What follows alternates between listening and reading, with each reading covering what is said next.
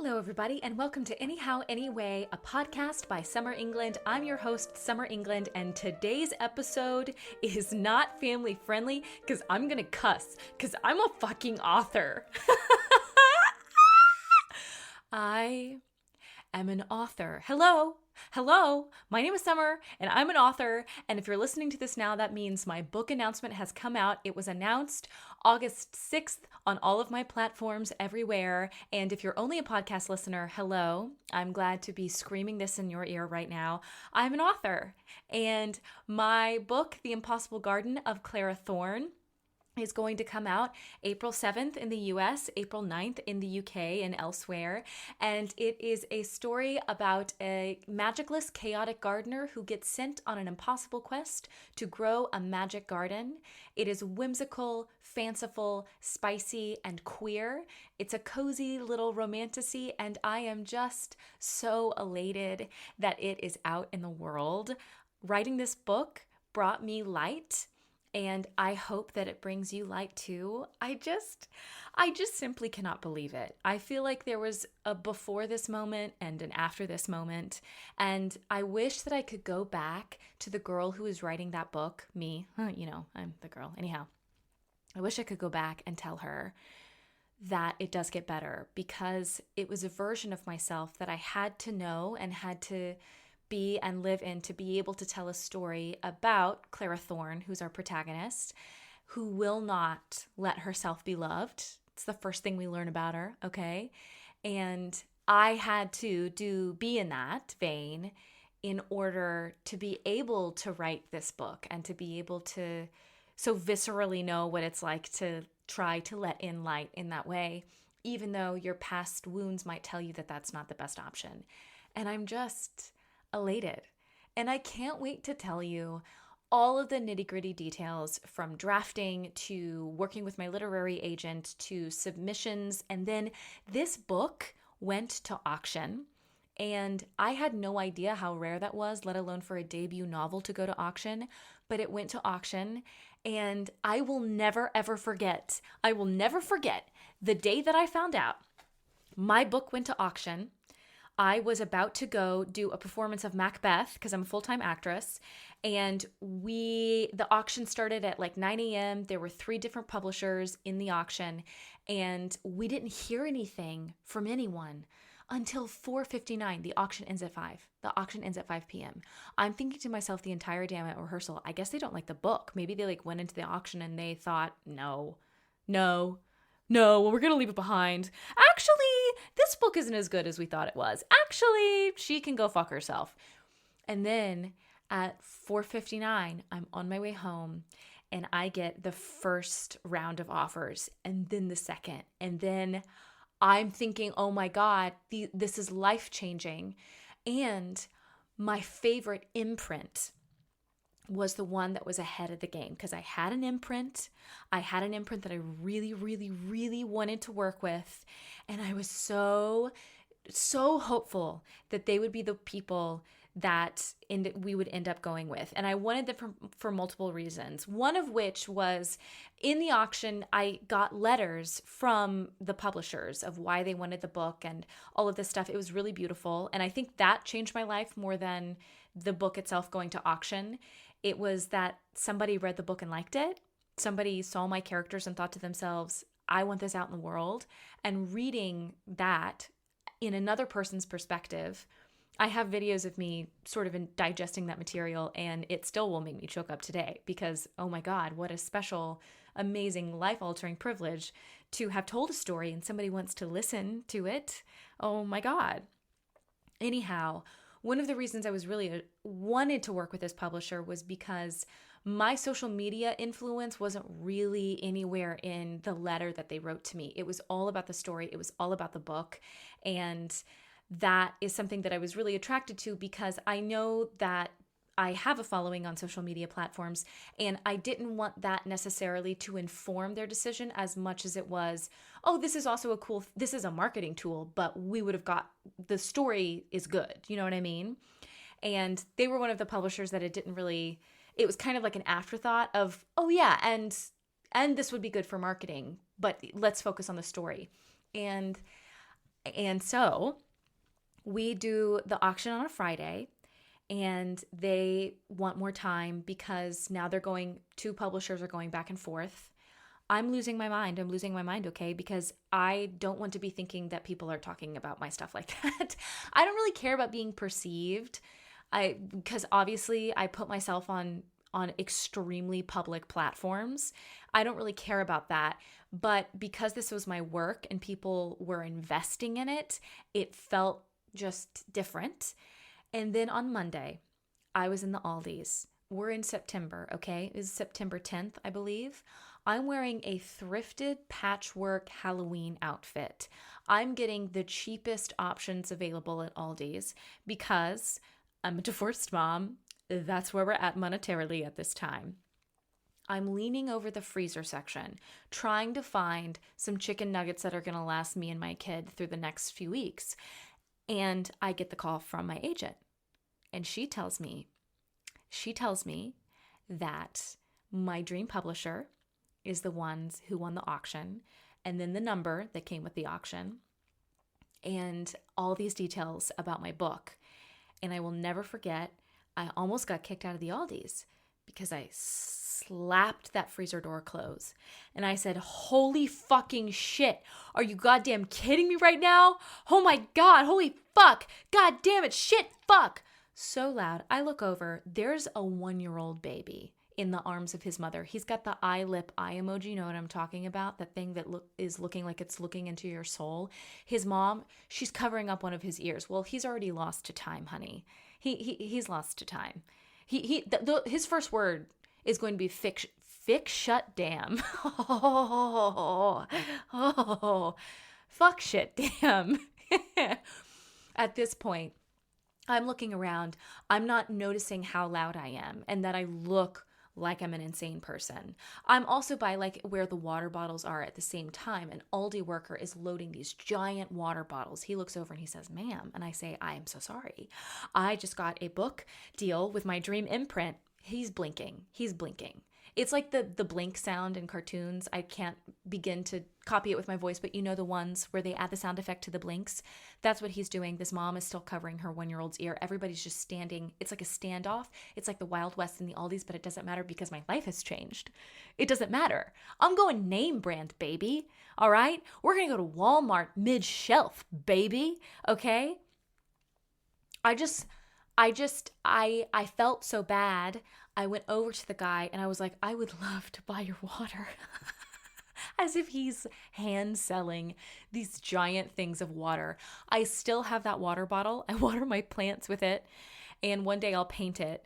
So that, in a nutshell, is how I found out about it. I'm going to tell more stories. Right now, I just wanted to get the news out that I wrote a book. You can buy it. The pre-order links are in the show notes for the US and the UK. And the cover art is amazing. It's got all the flowers that are involved in the novel. Every single thing on the cover is intricately and thoughtfully placed there because it all serves a purpose. And I am just so emotional and excited. And I hope that I'm always this way. I hope that the next time a book comes out, and every single time after that, because I want this to be a huge part of my life as being a career author and being a career creator and what that might bring and the stories it can tell. I hope that every time I receive a cover mock-up or every time I receive edits and the editor is really loving how things are collaborating all together, I hope I'm always this touched and excited and grateful because that is all I'm able to feel right now. I'm not scared. I'm not feeling dread or doom. I just am so wildly out of my mind excited that this book that truly brought me a lot of hope, I get to see it on bookshelves. I get to go inside of Barnes & Noble and see my book that I wrote, and I'm going to be able to go on book tour and meet people. And it's changed my life in every way possible. I mean, I'm sitting here being able to record a podcast for you because I'm able to not work 3 jobs right now because of this book, because of the story that I wrote. And I'm sitting in a house right now because of that. And, I really do wish I could go back to that version of myself who wrote the book and tell her the good things that were going to come, because for so long it felt like I was looking down into a tunnel and I knew there wasn't any light at the end of it, but I still had to keep walking because I couldn't go back the way that I came. And it's so different now. And I did it myself, and I worked so hard to curate this, cozy, hobbity life full of books, because that was the thing that gave me my light to guide my way out of what I was coming from, and leaving those stories behind to write new ones. And I just am so elated. I really am. I'm a fucking author. This is absolutely wild. I cannot tell you the sheer childlike joy I'm going to feel when I walk inside of my local bookstore and see my little book there. Are you out of your mind? It's going to feel the same to me as I still feel as an adult when I walk in the middle of the road. I don't know if it's because I'm autistic. I don't know if it's because I'm neurodivergent. I am so titillated by the idea of free will. What do you mean I can just go do something right now? I can just make myself a latte. I can just make myself a little snack plate. I can just go do whatever. Okay. Then I will be doing that. Thank you very much. Thank you very much. So this book feels the same way. I'm going to drive to every Barnes & Noble. I'm going to, at the moment I see my book inside of an airport, I'm going to exit this mortal coil. I really am. I don't know what to tell you. You're not going to know me anymore. You really aren't. And also, one of the things, this is going to be one of the more rambly episodes, and it's not going to have any of our normal segments, just so you know. So we're skipping the children's literature section this week, even though my kiddo and I did just restock 14 books of our library stop, and we are reading through those, so we will have a review for you next week. But this week is all book. This week is all book, okay? Check out the cover, check out about the story, all of that. Everything's in the show notes. Anyway, I do not know where I was going with the last thing I was saying. I immediately forgot, so that's really good on me, but you're just going to have to forgive me because my brain is going at 1,000,000 miles an hour. I'm hopped up on coffee. I'm hopped up on cookies. I completely forgot to plan any celebration for myself. I'm really bad at that. I didn't even necessarily celebrate getting the book deal because I was in the middle of a bunch of different projects, and then I was just sort of living by myself or living with somebody who didn't really, that's neither here nor there. I've not celebrated this yet. So that's on the docket. What I desperately want to do is contact inns like Bread and B&B's, Bread and Beck. Oh my gosh, I cannot speak. Bed and breakfasts. Bread and bedfists. Am I human today?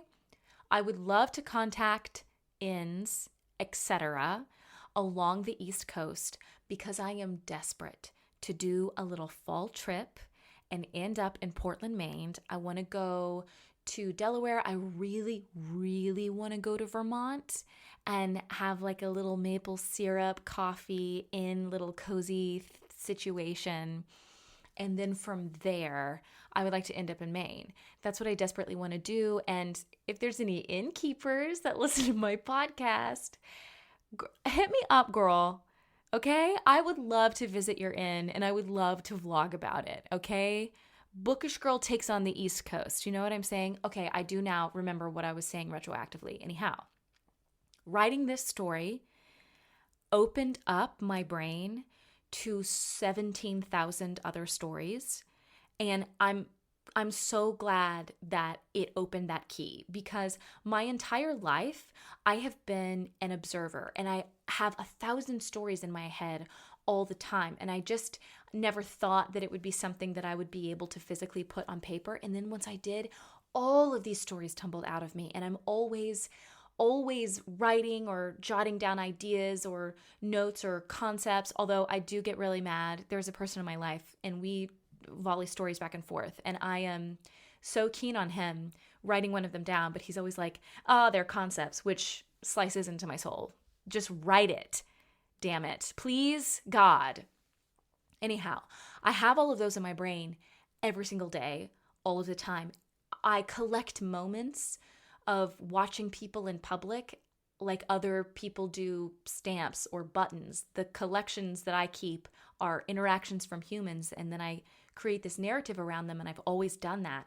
And writing this book has sort of released the way in which I view the world makes more sense now, because I think maybe all along, at least for a little while in my life, it's because I was meant to write books, and I feel such a strong call to always be telling stories and the ways in which I do that. And I'm just, oh my gosh, I'm excited. How many times am I going to say that? I wish I had a more eloquent way to say that. On a funny, very realistic note, I got the graphics from my publisher. My publisher wrote the graphics of the about the book, which has the little hedgehog and the green background and all of that. It went through 3 marketing teams and 2 editors, an agent, and myself. There's a typo in it. And as soon as I posted it, it's like the veil is taken off your eyes when something's in public, and then all of a sudden you're like, oh, there's a missing word. Cool. Awesome. I got a person on Facebook message me and say, I don't mean to be this person, but I think there's a missing word. And I was looking through it, and then I was like, oh, wow, there is. So publishers are people too, okay? Authors are people too, because boy, did that graphic go out to 225,000 people. It sure did. Anyhow, this is just my life right now. My life is this book, and I'm writing other books as well. I kind of want to try my hand, because I'm such a children's book literature person. I want to try my hand at, once The Impossible Garden of Clara Thorne comes out, doing my own illustrations as if it were a children's book, because I think the overall plot arc could be really great as a children's novel. There are some things that we would definitely have to take out, because it is an adult romantasy. It's not new adult. It's not YA. This is a romantasy, okay? There is spice. Our protagonist is 30 years old, okay?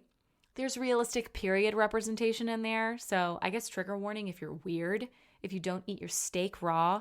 That's rare, rather. I wish I had somebody here to ask me questions about the book, because when I'm just talking into the mic right now, I feel like the most unintelligible person of all time. So maybe I'm going to have somebody on in the next few weeks who can ask me questions instead of just me chaotically bouncing long-form content into word vomit at you all. But the fact of the matter is that you can pre-order this book, and from a writing routine perspective, I wrote this book in under 2 months, and it really informed the way I have approached trying to write other books. Is I like to write them in a pretty tight amount of time. Now, this book, the editorial process took longer, and we definitely massaged a lot of things. It's also a 2-book deal, and one of the issues that I've ran into is that I got the book deal, the 2-book deal. They bought the second book on spec, so it had not been written yet. I got that deal, and I wrote the second book in December, knowing it probably would get mostly scrapped by me because my first book had not gone through edits yet, and I didn't get the edits for The Impossible Garden of Clara Thorne in until May. The second book had already been written. We changed a lot. We restructured some things. We, did editing where you go in and you change it and you sculpt it. And now the second book is mostly nil, which is fine. It's not null and void. There are things I'm going to be able to take from it.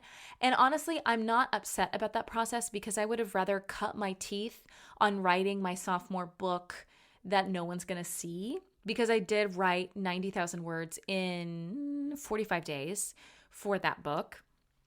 And there are bits and pieces I'm going to take into when I do the second iteration of this and the sequel to it. But for right now, most of that's entirely scrapped.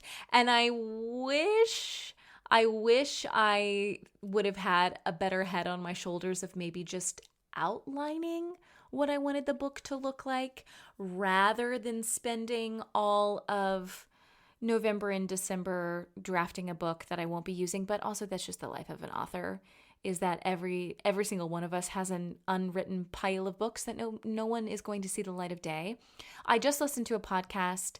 It's called No Right Way by V.E. Schwab, who is a fantastic author, Invisible Life of Addie LaRue, and more. And she interviewed Brandon Sanderson, and he was talking about the books that he wrote that never had the light of day, or the ideas that he had that he maybe got 20,000 words into, but they often inform other parts of his books. Some things are completely nixed altogether. Like, there's a whole other character I added into the second novel, and a whole arc for a character that was in the first novel that I put in the second novel, and none of those will see the light of day. But I enjoyed spending time with him while I could. And I think writing is just a process of investing your all into something that might not see the light of day. And I don't think that that is a fruitless process whatsoever. I don't think it's necessarily a failure. It's data, and at some point those characters might come to life, but also you got experience writing. And I think that that's never null and void, because you got words on the page. You were still honing your craft, and I think that that's definitely not all for naught. I'm going to end the podcast pretty soon because I've got some celebrations to get to. I realize this is much shorter, but I do just want to say thank you, listeners. The podcast itself has brought me a lot of joy. I've really enjoyed recording it, and we're like 20,000 listeners strong, which is amazing. And if I think about it too much, I will start to cry, and I'm a Virgo, and I really don't want to be crying all the time. I really don't want to be crying all the time. It makes me feel like an insignificant bug to just sort of stare out the window and have tears dripping down my face because of something I did. I'm like, you should be crying at the ending scene of Castaway, not crying because you did something. But, at the end of the day, I'm just another kid who's waiting for their mom to hang their art up on the fridge, but she's never going to do that for me, so I got to do it for myself. So I'll be proud of myself and celebrate myself.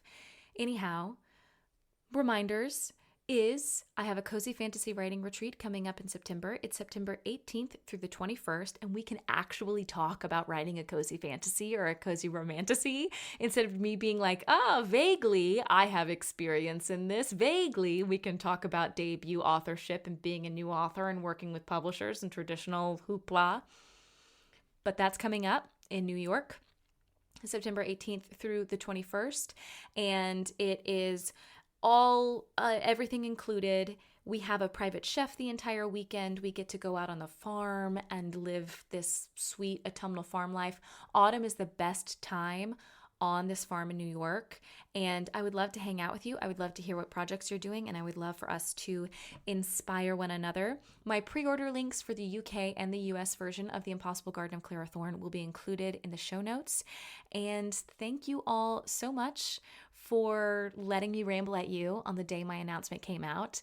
I will have a more cohesive-ish, as cohesive as it can be, podcast in weeks to come. I also have a podcast coming out in the next 2 weeks, and it is from a visit by the Autism Fairy, aka Jess, and we answer your questions, your listener questions about all things autism, about autism and relationships, autism and sex, autism and the arts, and we are very excited to publish that for you all. In the meantime, stay cozy, stay bookish. Bye.